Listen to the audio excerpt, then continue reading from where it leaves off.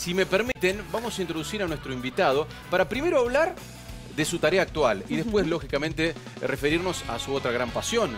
Ha sido jugador de selección argentina, de Boca, conoce a la Bombonera como pocos futbolistas. Vamos a referirnos más tarde con Carlos McAllister, el secretario de Deportes. Gracias por venir. Muchas gracias. Muchas gracias. Bueno, Carlos, tiempo de empezar a hablar de función. Después vamos a hablar de la otra pasión que seguramente va a trascender a lo largo del tiempo en tu corazón. Pero de la función en especial, se vienen los Juegos Nacionales Evita. En la previa decías los más importantes de la historia por trascendencia, por lo que se va a hacer desde el 9 y hasta el 14 de octubre en la ciudad de Mar del Plata. ¿Cómo se preparan en la organización y por qué pensás que van a ser los más trascendentes de la historia? La verdad que toda la etapa previa a llegar a la final nacional en cada una de las provincias ha sido extraordinaria, con muchísima competencia y muchísimos juegos en todas las provincias. Y lo que hemos hecho este año, cuando comenzó el año, es llamar a todos los ministerios, con los jefes de gabinete de cada uno de los ministros, y comenzar a conversar con ellos, que no son solamente los Juegos Evita del deporte, sino que son los Juegos Nacionales Evita de deporte y los Juegos de todo el país. Por lo tanto, le dijimos en qué van a participar, qué le van a aportar cada uno de ustedes a estos Juegos. Y ahí fue que empezó la Secretaría de la Juventud con Peter Robledo. Por otro lado, la idea de llevar a Tecnópolis, el Estado en tu barrio, es decir, todo el Estado trabajando para que los Juegos Evita sean los mejores juegos de la historia. También esperamos mucha participación de la gente de Mar del Plata, que empiece a ir a los espectáculos deportivos. Todas las noches vamos a tener un recital también distinto con grandes bandas. La verdad que nos preparamos para hacerlos vivir a estos chicos la mejor semana del año por lo menos, y ojalá de su vida.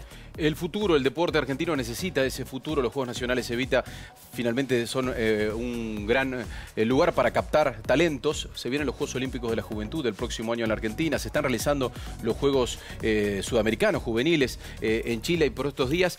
¿Cómo vislumbrás el futuro en la amplia gama de disciplinas deportivas, pensando en esos Juegos Olímpicos de la Juventud, en donde por fin el movimiento olímpico llega a nuestro país? Bueno, la verdad es que la pregunta es muy amplia y son tantas las cosas que gracias a Dios hemos podido hacer y estamos desarrollando que estamos muy felices. Lo primero que hemos hecho es cambiar esta lógica que el Comité Olímpico está por un lado, el ENAR por otro lado, la Secretaría por otro lado, y hemos sumado todos los equipos técnicos para que esos equipos técnicos tengan una discusión y un debate y un consenso para dónde tiene que ir el deporte y cómo hay que trabajar con cada una de las disciplinas. Literal para patear para el mismo lado, ¿no? Trabajar en equipo para poder desarrollar juntos esta idea. Hemos hecho también 1.900 escuelas de iniciación deportiva, que esto genera 1.900 puestos de trabajo para profes y 1.900 lugares para miles de chicos que tengan oportunidad de aprender deporte en forma gratuita en la Argentina. Estos lugares están diseminados a lo largo y a lo ancho de todo el territorio argentino, en todas las provincias de la Argentina, sin ningún tipo de discriminación de colores políticos. Es decir, acá no importa si la provincia es gobernada por un radical, por un hombre del PRO, por un peronista. De acuerdo a la cantidad de habitantes que tiene la provincia, están distribuidas las cantidades de escuelas que hay, y eso genera que miles de pibes hoy puedan aprender deporte en forma gratuita. Y después lo que hemos hecho, mejorar sustancialmente las instalaciones del CENAR, con un gran acompañamiento del ENAR. ¿Por qué? Para que los deportistas de alto rendimiento y todos estos deportistas que van a llegar a los Juegos Olímpicos de la Juventud el año que viene tengan instalaciones de nivel para poder realizar el entrenamiento, con lo cual hicimos todo nuevo los deportes de playa, beach handball, beach fútbol y beach volley. La pista de atletismo la rehicimos totalmente, la cancha de hockey de agua, la cancha de los murciélagos, que se la habían prometido hace 10 años y nunca se la habían hecho, y el año pasado la terminamos. Hicimos todo nuevo el polideportivo, mejoramos el comedor, hicimos 600 metros de consultorios médicos y ahora se va a encarar la mejora en la pileta con una inversión de 10 millones de pesos que nos va a acompañar el ENAR para hacerlo, con esta idea de que es importante financiar la actividad de los deportistas, Pero es importante también que esos deportistas tengan un centro de entrenamiento del máximo nivel para poder desarrollar su actividad. Si no, financiás a los deportistas y los mandás a jugar, entre comillas, a un potrero, sea cual sea su disciplina. Bueno, que es algo que piden muchos deportistas, ¿no? Hablábamos el otro día con el entrenador de hockey masculino y nos decía, a lo mejor a nosotros muchas veces nos pasa que no tenemos las condiciones como para entrenar bien algún lugar, alguna cancha, y me parece muy importante todas estas cosas, ¿no? De cara al futuro y al crecimiento también, no solamente del deporte, sino de la Argentina, porque es mucho más abarcativo. Bueno, ahí hay que pensar en una ley, por primera vez en la historia, de infraestructura deportiva para todo el país.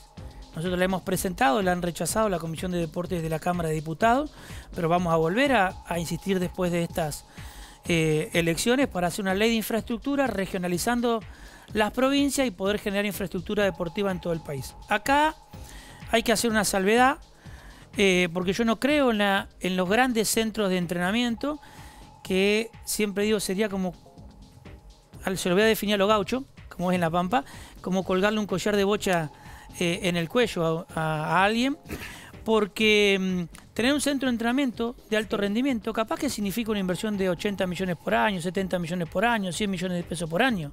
Entonces acá lo que hay que hacer es mejorar la pequeña infraestructura en muchos lugares del país y no solamente 3 o 4 lugares en la Argentina únicamente. ¿Por qué? Porque si nosotros mejoramos la pequeña infraestructura deportiva en todo el país, vamos a mejorar el circuito deportivo. Si mejoramos el circuito deportivo, vamos a mejorar la participación de los jóvenes en el deporte y vamos a mejorar después el deporte de iniciación, de desarrollo y de alto rendimiento en todo el país. Carlos, quería preguntarte, se vienen claramente 2 partidos muy importantes para la selección argentina, ya introduciendo, ¿no?, el otro tema para poder charlar con vos. Y la realidad es que se está debatiendo en estos días, hay que jugar en La Bombonera, no hay que jugar. Bueno, finalmente se decidió que se juegue en La Bombonera. ¿Influye en algo el cambio, sobre todo teniendo en cuenta al rival? Digo, ¿se siente otra presión en La Bombonera? Nadie como vos, como para hablar del tema, A ver, ¿no? sin duda que son 2 canchas totalmente distintas con respecto al Monumental. Ahora, yo también digo que la energía que hay dentro de un campo de juego, uno la transforma en positiva o en negativa según su mentalidad. Entonces, hay quienes entran a un campo de juego y porque los silban o los putean, se generan un propio malestar y eso genera que su rendimiento baje, y hay quienes en la adversidad se agrandan. Es decir, hay una frase que dice: cuánta confianza da un poco de éxito. También es verdad que en la medida que uno no tiene éxito, empieza a bajar tu nivel de confianza, y eso es lo que le pasó a la selección en el último partido. Sí. Donde en el primer tiempo podría haber metido 7 minutos. goles y estábamos todos de acuerdo, y en el segundo tiempo le costaba mucho hilvanar jugadas de nivel y ofensivas para poder ser un equipo desequilibrante. Con lo cual, ojo, que la energía es positiva o es negativa según quién es el interlocutor. Muy interesante, ¿no? Carlos, recién veía una foto que estaba ahí atrás tuyo, que intuyo, pues no llegué a ver el estadio detrás, pero era el Monumental, con Sergio Fabián Vázquez, Redondo, Maradona, Batistuta, Balbo, Goycochea, bueno, y varios más. Todos tipos ganadores, ¿no? Ruggeri aparecía ahí también. En un partido, ahí está justamente la foto, mirá, estaba bien colorado en ese momento, ¿eh? Ya casi no tenía Jugaron pelo, un la repe- frente ya era muy Esos amplia. jugadores tan ganadores que decís, y tanto que criticás a estos de ahora vos. No estos dije también nada jugaron todavía. un repechaje, ¿eh? Está bien, pero lo ganaron. Pero no importa. Lo importante es que se consiguió llegar al Mundial. Y de hecho nuestro objetivo hoy es prácticamente llegar al repechaje. Tengo la sensación de que ese fue un momento histórico del fútbol argentino. Tras las Copas del Mundo conseguidas, algún subcampeonato, ese fue un momento límite como este que vamos a atravesar. ¿Cómo hace el jugador argentino que se sabe superior al rival, en aquel entonces Australia? En este, si uno piensa, Argentina debería superarlo a Perú, la tiene bien difícil igual, para en ese momento, en el momento límite, en donde sabe que la historia de este deporte pasa por sus pies. En aquel entonces ustedes y estos ahora. ¿Cómo se reacciona ante eso? Bueno, primero, Argentina tiene una tradición en este tipo de situaciones.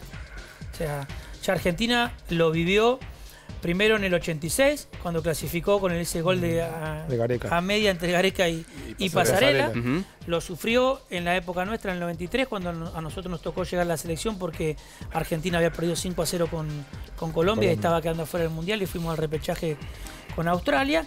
Y también lo sufrió en la época de Maradona, cuando con el gol de Palermo se terminó clasificando. Es decir, esta no es una situación nueva, es una situación que a Argentina le ha tocado enfrentar en muchas oportunidades. Primero creo que es muy importante la personalidad de los jugadores llegado el momento y entender que son partidos límites donde no hay una nueva oportunidad. Llegado a un repechaje es como una situación de Copa Libertadores que perdés el partido y quedás afuera. Son 2 partidos. El que pierde queda afuera. Con lo cual no hay que cometer errores. Vos me decís, nunca hay que cometer errores. Obviamente que nunca hay que cometer errores, pero a veces se puede tener una oportunidad para cometer un error porque hay otro partido que después te da la oportunidad. Sí, tenés una revancha, una especie de revancha. Acá no. Acá si perdés quedás afuera. Entonces es sumamente complicado para la selección. Yo creo que la selección también está pagando el precio de cuestiones dirigenciales que llevaban muchos años dando vuelta y que no ha podido todavía solucionar. ¿Qué quiero decir? Primero que cuando fallece Julio Grondona, Argentina no se puede poner rápidamente de acuerdo en sus dirigentes para quién lo va a suceder. Va a una elección, en esa elección es un papelón 38, nacional 38. E internacional.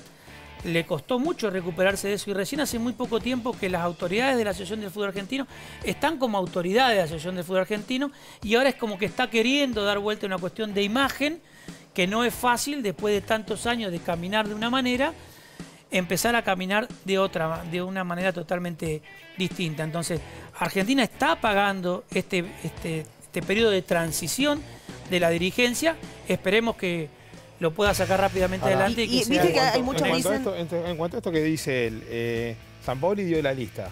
Hay jugadores que vienen de Rusia que van a tardar casi 24 horas más para llegar al país y van a estar un día antes nada más para el partido más importante que tiene esta selección en el último tiempo.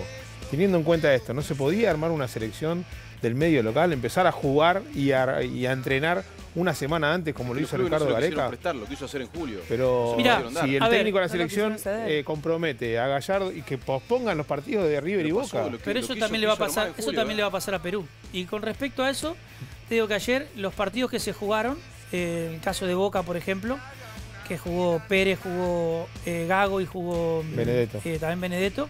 También Boca jugó mucho tiempo del partido con un hombre menos, con un despliegue muy importante en una cancha con barro. También ni siquiera es que solamente llegan cansados los de afuera. También los que juegan adentro vienen de partidos que fueron complicados. Ahora, si está eso unificado y hay criterios de todos lados y van de la mano los del fútbol local con los de AFA, ¿no se podría haber suspendido esta fecha teniendo en cuenta la prioridad que tiene este partido para nosotros? Bueno, son decisiones dirigenciales. ¿O se piensa a lo mejor en los intereses más personales de cada club, en cuándo vamos a jugar, en no hay fecha? Bueno, seguramente antes nos quejábamos porque nos ponían una fecha para un determinado día y después la empezaban a cambiar. Si la hubiesen cambiado, hubiésemos estado también críticos en el sentido que la cambiaron y que no respetan el calendario. Tampoco es fácil conformarnos a nosotros que estamos de este lado de la línea de y al hincha argentino que muchas veces prefiere que le vaya mejor a su equipo que a la selección. Lamentablemente se dieron a conocer encuestas la semana pasada donde los hinchas prefieren que su equipo gane la Copa Libertadores que a la Argentina gane el Mundial. Digo, no es el caso mío en particular, creo que el de ustedes tampoco. Sí, pero son encuestas extremas. Pero son encuestas extremas. Tira de su lado. No solamente el dirigente. Son encuestas que son extremas. O sea, si vos vas a esa situación, es posible que quieran que gane su equipo. Ahora, si la encuesta es ¿preferís que pasen un día el partido y que Argentina clasifique? La respuesta va a ser totalmente distinta. Igual estamos de acuerdo que no es el único público el que muchas veces ve la selección argentina, el que va a la cancha, porque nosotros siempre lo hemos discutido y lo hemos charlado sobre la presión. No es la misma gente que va a ir a ver a la selección argentina el jueves que la gente que va a ir a ver a Boca o la gente que va a ir a ver a River. Sí, pero el público del fútbol no solamente es el público que va a la cancha. Porque hay mucho otro público que iría a la cancha si las condiciones fueran totalmente distintas. Creo que Argentina está en camino a recuperar eso de que las condiciones sean distintas. Cuando eso suceda, le va a pasar lo mismo que pasa en cualquier lugar del mundo, que ir a una cancha es una fiesta, en el buen sentido de la palabra, que uno puede ir tranquilo con su familia, con sus hijos, sin sentir que nada malo puede llegar a pasar. Estamos, creo yo, por ese camino, por recuperar esa situación. Todavía nos falta mucho. Hoy la seguridad está sacando a mucha gente de los campos de juego. Hay que seguir intensificando todo eso para que la fiesta de ir al fútbol sea una fiesta de la familia. Carlos, y ahora que sos un hombre de la gestión respecto del partido que jugó Boca ayer en la Bombonera, teniendo en cuenta el estado climático, que llovió un montón, y que hoy llovió de nuevo, es decir, que barro más lluvia que sigue perjudicando el estado del campo de juego, vos hubieses... Digo, es una opinión, ¿no? Y ahora que digo, ves la gestión desde otro lugar. Hubiese suspendido el partido, ese partido en particular, no el de todos, teniendo en cuenta que la cancha puede llegar con lo justo, ¿no? Lo primero que creo que, la verdad que admiro la decisión del presidente de AFA de llevar a jugar a Boca a su estadio, perdón, a la selección, a la cancha de Boca, porque el presidente de AFA, entre comillas, tiene todo para perder con esta decisión. Entonces, una decisión que evidentemente la ha tomado muy convencido de lo que tenía que hacer y está haciendo lo que él cree que tiene que hacer, lo cual me parece una decisión que es muy riesgosa, pero que la ha tomado porque está consciente de que la tiene que tomar. Y el segundo punto, sí, posiblemente no haber jugado ese partido hubiese sido lo mejor para el campo de juego. Ahora, nadie tampoco nos asegura que el campo de juego de unas condiciones u en otras nos va a beneficiar a nosotros los argentinos.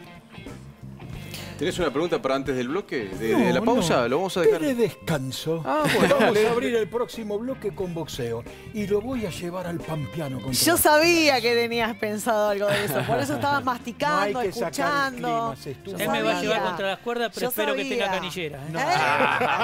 Bueno, Nos subimos al ring. ahí responde. Carlos Viejos McAllister. conocidos, ¿Te das sí. cuenta por qué siempre me Contento gustan estos de defensores? Carlos en esta función, porque ¿Qué es un hacía hombre McAllister? popular. Abajo y duro, como hay que hacerle a Paolo Guerrero al minuto 1 del partido. Y no se olviden de su hermano, Carlos Patricio, win izquierdo de Estudiantes y gran goleador en los clásicos. Perfecto, entonces en el Y próximo de los bloque pibes que subimos al siguen. ring. Todo esto vamos a hablar en el próximo bloque con el Santa secretario de Rosa. Deportes, Carlos McAllister, ex jugador de Boca, de la selección argentina. Por eso también vamos a hablar de la pasión y también de la pasión de sus hijos. Sí, esa Uno foto de que está ahí ellos atrás. Jugó bárbaro este fin de semana y vamos a referirnos a ese tema también. Gracias y ya volvemos.